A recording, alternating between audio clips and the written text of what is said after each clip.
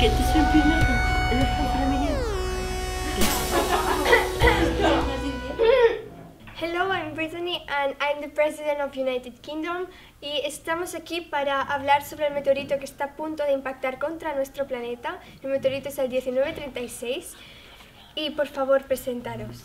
Privet, Manya Zagutana y soy la presidenta de la Federación Rusa. Bonjour, je suis Antoine et je suis le président de la France. Hallo, ich bin Angela Merkel und soy la presidenta of Deutschland. Hallo, मेरा name es Haddad G y soy el presidente de la India. Hola, em dic Carla Puigdemont i sóc la presidenta de Catalunya. Es el presidente de la China. ¿Dónde se ha metido? ¿Dónde está? No, ¿qué importa?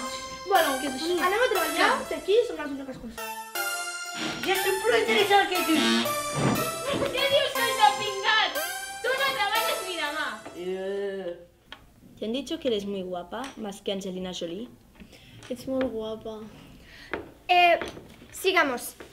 Los puntos del día son que el meteorito se está acercando por aquí y se estampará más o menos por la parte de Alemania. Què dius, pringada? Oulala, non. Oui, le météorite caurà, les Montreal. Però que no ho veureu, que es caurà a Rússia. Oulala, non. El meteorito caerá en Alemania. ¿Qué dios? ¡Joder!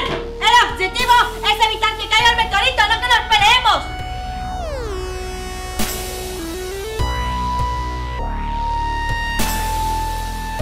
Tenemos 3 minutos de vida. Estamos perduts. ¡Hasta el puto! ¡Los brazos!